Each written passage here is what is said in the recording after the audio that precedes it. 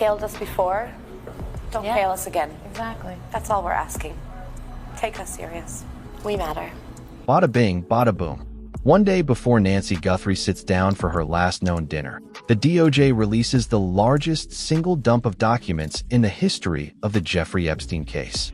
Over 3.5 million pages, more than 2,000 videos, approximately 180,000 images, and then a little over 24 hours later, a woman— I'd been there since June, in an 8x10 cell.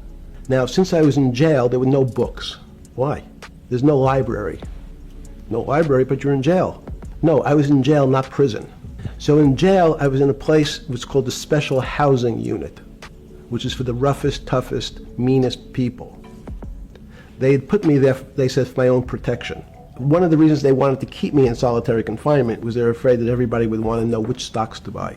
Named Nancy Guthrie vanishes in a way that nobody has ever seen before in any similar case. This is not an elderly woman that is suffering from dementia that wandered outside. Her doorbell camera was forcibly ripped off the front door. There were blood droplets left on her front porch. The mainstream media news outlets keep saying that it must be the work of an amateur. And yet, we're a month and a half in and nobody has seen Nancy Guthrie. There were ransom notes sent to major media publications, and the timing starts becoming the main focus here. The largest dump of Epstein files to date drops, and then a journalist's mother just vanishes. The internet starts connecting the dots. We don't know if there are even dots to connect or the connections are worthy of anything. But it is interesting to note. Some people on Reddit have just quietly wondered. It's a weird feeling that they get about this Guthrie case. They see it all over mainstream media, and all these news networks are saying this is the case that the world is captivated by, that the entire nation cannot look away from. Everybody is overly invested in this case. And normally when major news networks say something like that, it's partly because it's true. But a lot of people say on Reddit, I don't know anyone that's personally been following the case. Everybody's heard of it because it's just like shoved in our faces by every major news publication, but nobody's really following it. Nobody's really overly invested. They're not trying to be internet salutes. A lot of people say, I have friends who are very into active true crime cases, and they're not really following the Nancy Guthrie case. These are people on Reddit. So, they're wondering, are we just meant to believe that this is the only thing that Americans are thinking about, interested in, talking about? Or is it something deeper? Some netizens think so. September 20th, 2019, a Dine special that has since been described as being historic goes live. It is Virginia Giuffre's very first ever televised interview. She's filed court documents. She's given depositions. She has never gone on camera before to talk about what happened to her by Epstein. She's sitting in front of an NBC journalist sharing her story. And this is the first time that she's publicly stating that she was even trafficked to a prince. This is the interview that causes former Prince Andrew to give his own disastrous interview to the BBC, where he just digs his own grave and he says, I don't even know how to sweat. I have a condition where I can no longer sweat. She was very specific about that night. She described dancing with you and you profusely sweating, and that she went on to have bar possibly. There's a slight problem with the sweating because he has a peculiar medical condition, which is that he doesn't sweat, or he didn't sweat at the time, because he suffered what he would describe as an overdose of adrenaline in the Falklands War when he was shot at. It's almost impossible for him to sweat. But it's not just Virginia Giuffre. There are 6 survivors in total that tell NBC journalists what happened to them, including Shantae Davies.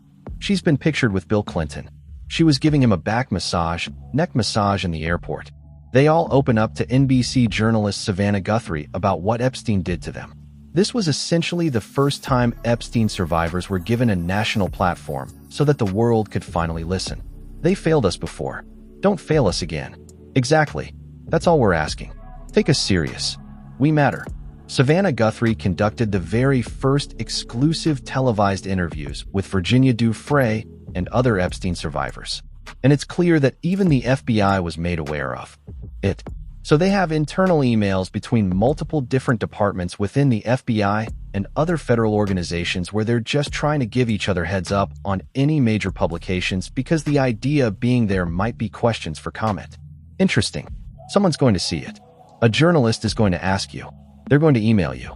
You should at least know that this was produced and released on air. The internal email reads, quote, I just wanted to give you a heads up. she's done another interview with Savannah Guthrie. In it, she says the following. 1. She was interviewed by the FBI in 2011. In the interview, she gave the names of all the girls she helped to traffic. 2. She was also interviewed by SCNY. 3. 2. Women also tell DOJ that Epstein specifically trafficked them to other men.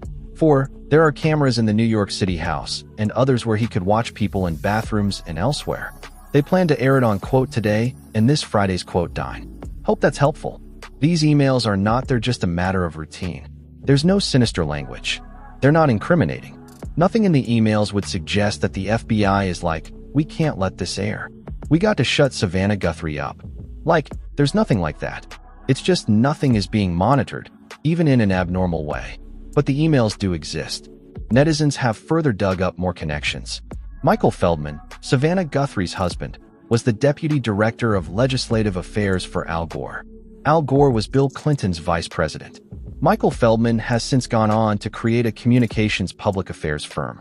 A lot of people call it like a crisis situation firm along with other key members from the Clinton administration. Larry Summers, the former president of Harvard that has been heavily featured in the Epstein files. He recommends Epstein to talk to someone with that specific PR firm because they've helped Bill Clinton and other very high-powered people. There's no indication that Epstein did in fact reach out to Michael Feldman nor his firm. But these are all there in the files. These are all innocuous connections with the proximity to the Clinton world to the Epstein victims. Savannah Guthrie, it's just kind of set conspiracy theorist chairs on fire. And then there's the journalist and the president connection. Savannah Guthrie hosted a town hall in October of 2020. And Savannah Guthrie goes viral multiple times for her very tough interviewing. She even pressed about him sharing conspiracy theories online stating, I'll put it out there. People can decide for themselves. I don't take a position. You're not like someone's crazy uncle who can just retweet whatever.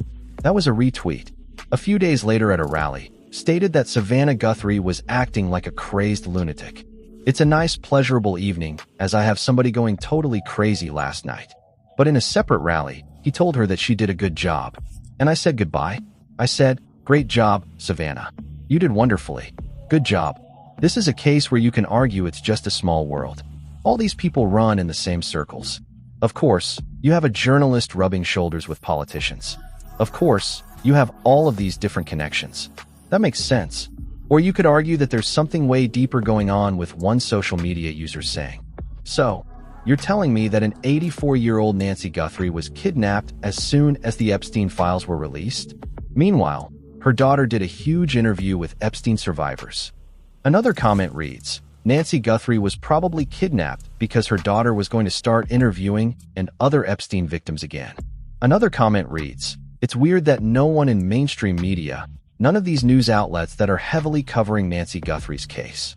I mean, it's going under the radar that NBC's Savannah Guthrie conducted the first televised interview with Virginia Giuffre and other Epstein victims. That's not being included in any of these articles. Oh, you're saying other people are not making that Epstein connection. Yeah, because I mean these mainstream news stations, they've been making all sorts of connections. They're like, the cartels could have taken her.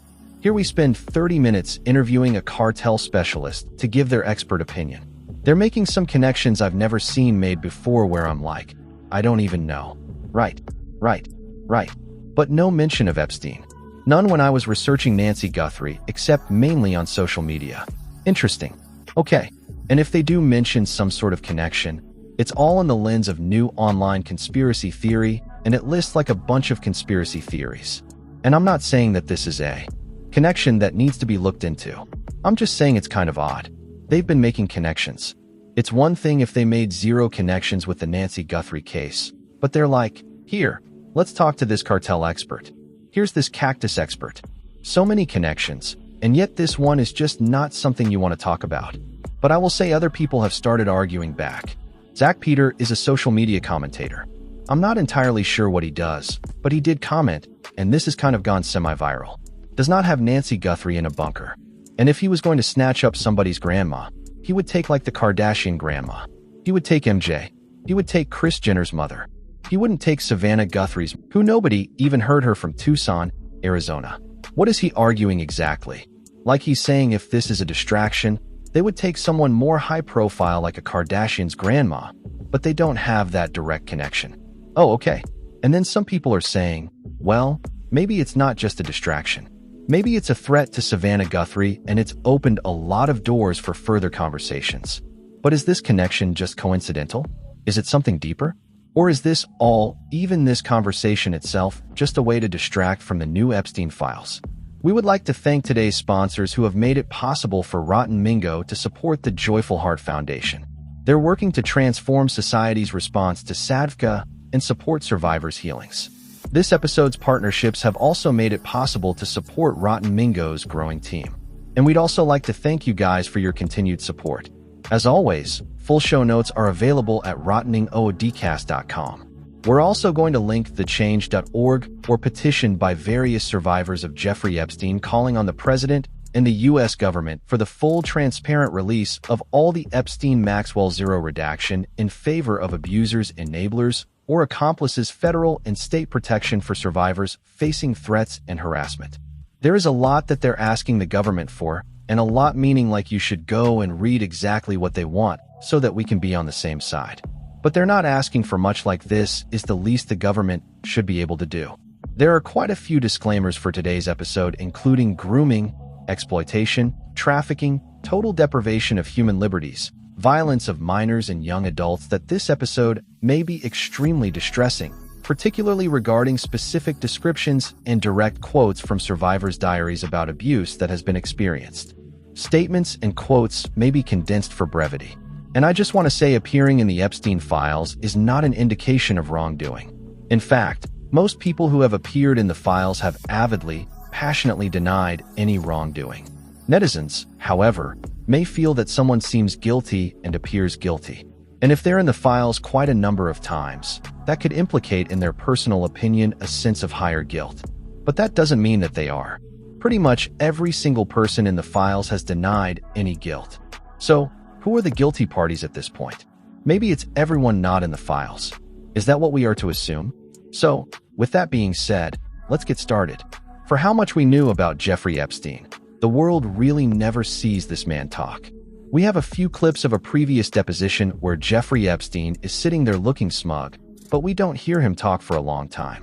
Even when reading thousands upon thousands of emails, you don't even necessarily have his voice reading it out loud in your head.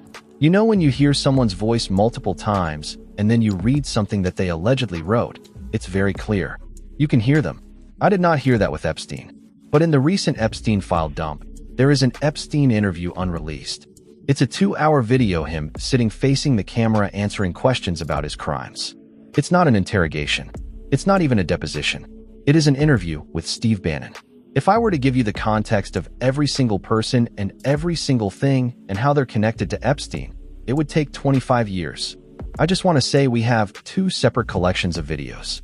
One that was done years ago on the Epstein, giving you a general overview. And then one that was done more recently with all of the Epstein drops with Steve Bannon heavily included. And then if you haven't seen the Nancy Guthrie video, you should go watch that one previously. But he's sitting down with Steve Bannon, and this is an Epstein legacy project.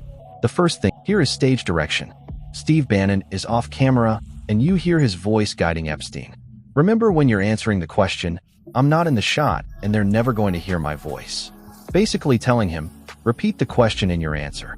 Wait, what is that? Like a documentary they're making. Yes. Steve Bannon says it's going to be released, and this is... Wait. Steve Bannon, the Epstein documentary, is still coming today. Yes. Oh, I know. Yeah. And this is just 2 hours of a 15-hour file that he has. Is it just you way? Yeah. But this 2 hours doesn't make Steve Bannon look good. So, everyone's like, I don't know if I want to watch your documentary. You're weird. Is this filmed after all the allegations started, or this is old tape? This is like a few months before he dies, before he's arrested the second time in 2019. This is like the peak of like, yeah, okay, oh yeah, this is like way after 2008. Okay, so he's telling Epstein and Epstein is just like, oh, okay. And just like that, just unceremoniously, the interview begins. It's clear the footage is going to be part of the documentary and Epstein is heavily going to be involved. It looks like some sort of PR piece for Epstein to make a comeback into the world after being a convicted child predator. but it's before the color grading and the edits. Steve Bannon, of course, has saying up and down that anything you see in this video is not really a good representation of his relationship with Epstein because, of course, he's being nice to Epstein because he's trying to build rapport and build his trust so he can make an explosive documentary on him. That's Steve Bannon. Steve Bannon is a high-powered political advisor that has probably worked with every single. He worked very closely with. He did go to jail for the January 6th insurrection. That was like a whole thing. He was trying to be a martyr afterwards. It was just bizarre. Like, this man is very, very bizarre. And then he's like besties with Epstein, but he's not like a film director or anything. This is not his line of work. Not that I know of. Okay, so yeah, not that I know of. There was actually a documentary made on him. I don't. Yeah, I mean, if he is not a good one because we've never heard of him. Interesting. I honestly don't know what it is he actually does at all. I mean, he's got lots of cool titles on his resume. I'm sure, but I don't know what this man is about. And okay, if you watch the interview, which I'm going to include clips of in this video podcast, the last thing on your mind is what Steve Bannon is getting out of this. It is what Jeffrey Epstein is getting out of this because this interview does not feel like a man being exposed. It feels like a man auditioning for what role? I don't know, the devil himself. Steve Bannon even asks Epstein about the devil. But first, the interview. Steve Bannon brings up the 2008 financial crisis.